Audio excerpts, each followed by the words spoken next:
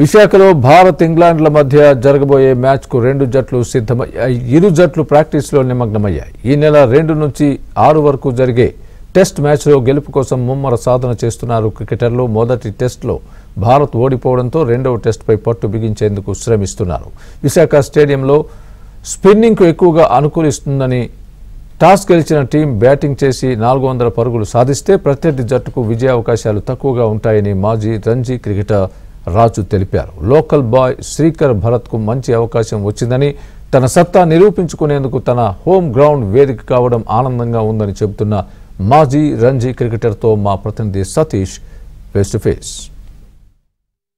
భారత్ ఇంగ్లాండ్ల మధ్య రెండో టెస్ట్ మ్యాచ్కు విశాఖ సిద్ధమైందని చెప్పుకోవచ్చు. ప్రస్తుతం ఇరు జట్లు కూడా ప్రాక్టీస్ చేశాయి. ఇప్పుడు మనం చూడొచ్చు విజువల్స్లో భారత జట్టు ఇప్పటి నుంచి ప్రాక్టీస్ చేస్తుంది, మనం నెట్స్లో చూడొచ్చు. కాబట్టి ఈ మ్యాచ్ అంచనాలు ఏ విధంగా ఉన్నాయి, గత ట్రాక్ రికార్డ్స్ తీసుకుంటే భారత విజయానికి ఏ విధంగా అంచనాలు ఆశలు ఉన్నాయి. ప్రస్తుతం అంతో పాటుగా మాజీ రంజీ క్రికెటర్ పివిఎస్ అండ్ రాజు ఉన్నారు. రాజుతో మనం చేసుకున్నాం. రాజు, చెప్పండి, మ్యాచ్ ఏ విధంగా సాగబోతుంది, ఈ పిచ్ దేనికి అనుకూలంగా ఉండే అవకాశాలు ఉన్నాయి? మనం ట్రాక్ రికార్డ్ చూస్తే విశాఖపట్నం పాత 2 టెస్ట్ మ్యాచ్లు ఇక్కడ మ్యాచ్ అన్ని గెలిచాం, అలాగే టెస్ట్ మ్యాచ్లు కూడా గెలిచాం.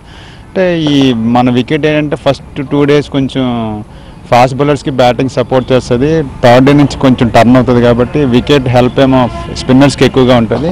మన భారత టీంకి లాస్ట్ మ్యాచ్ మనం చూసాం, బ్యాటింగ్ ఫెయిల్యూర్ వల్ల పోయింది. కానీ ఇక్కడ నేను అనుకుంటున్నాను ఇక్కడ గెలిచారని, కంపల్సరీ గెలిచారు అనుకుంటున్నాను. మీకు తెలిసిన పరిచయ క్రీడాకారుడు, అదేవిధంగా లోకల్ బాయ్, మనం భారత వికెట్ కీపర్ శ్రీకర్ భరత్ ఈ మ్యాచ్లో దాదాపుగా అవకాశాలు ఉన్నాయి. ఏ విధంగా ఆడే అవకాశాలు ఉంది ఈ మ్యాచ్పై? భరత్ ఏ విధంగా పెర్ఫామ్ చేసే అవకాశాలు ఏ విధంగా ఉన్నాయి? భరత్ లాస్ట్ మ్యాచ్ కూడా చాలా బాగానే పెర్ఫామ్ చేశాడు. యాజ్ ఎ కీపర్గా కూడా కీపింగ్ కూడా బాగా చేశాడు.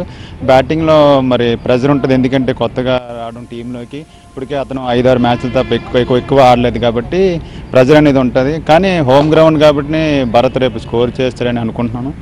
మ్యాచ్లు అయితే కంపల్సరీగా ఆడుతుంది. ఇదే కాదు, నాకు తెలిసి 5 టెస్ట్ మ్యాచ్లు కూడా ఆడిస్తారు అనుకుంటున్నాను.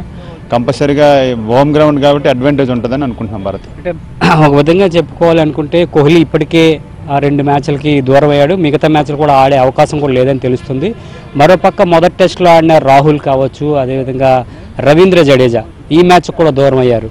అంటే బ్యాటింగ్ ఒక పక్క స్ట్రాంగ్ అనే బ్యాటింగ్ కొంచెం తగ్గే అవకాశాలు కూడా ఉన్నాయి. ఎలా ఉండబోతుంది అంటే ఇంగ్లాండ్తో మనం పర్ఫామ్ చేయాలంటే బ్యాటింగ్ స్ట్రాంగ్ ఉండాలి కాబట్టి వీరి స్థానంలో మరొకరు వచ్చే అవకాశం ఉంది. ఎవరైతే సర్ఫరాజ్ కావచ్చు, వాషింగ్టన్ సుందర్ అవ్వచ్చు, వీళ్ళు. నేను కూడా మన ఈ రవీంద్ర జడేజా ప్లేస్లో కొత్తగా వచ్చిన సౌరభ్ కుమార్ని తీసుకుంటాను అనుకుంటున్నాను. లేకపోతే సర్ఫరాజ్ ఖాన్ కూడా బాగా ఫస్ట్ క్లాస్ క్రికెట్లో స్కోర్ చేసి వచ్చాడు కాబట్టి అది కూడా మనకి అడ్వాంటేజే. నాకు తెలిసి 11 అంటే ఎక్కువ మంది నాకు తెలిసి స్పిన్నర్స్ని ఆడిపిస్తారు అనిపిస్తుంది. వికెట్ స్పిన్నర్స్ కొంచెం హెల్ప్గా.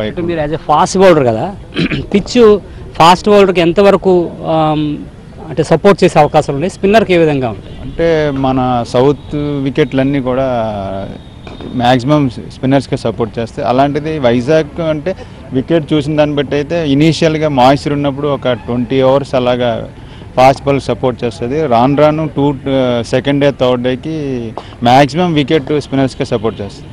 ఓవరాల్గా మ్యాచ్ తనకు ఫలితం ఏది వచ్చే అవకాశం ఉంటుంది? అంటే డ్రా దిశగా వెళ్ళే అవకాశం ఉంటుందా, ఫలితం తేలుతుందా, ఎవరి పక్క ఆశలు ఎక్కువగా ఉండే అవకాశం కనిపిస్తుంది? నాకు తెలిసి ఈ వికెట్ మీద ఎప్పుడు ఫస్ట్ బ్యాటింగ్ చేసిన వాళ్ళకి అడ్వాంటేజ్ ఎక్కువ ఉంది, ఎందుకంటే 3rd డేకి బాగా టర్న్ అవుతుంది. కాబట్టి మీకు రాను ఫస్ట్ ఇనీషియల్గా 300-400 రన్స్ స్కోర్ చేస్తే గెలిచే ఛాన్సులు ఎక్కువగా ఉంటాయి. నాకు తెలిసి ఫస్ట్ బ్యాటింగ్ చేస్తేనే అడ్వాంటేజ్ ఎక్కువ నాకు తెలిసి ఈ వికెట్ పైన.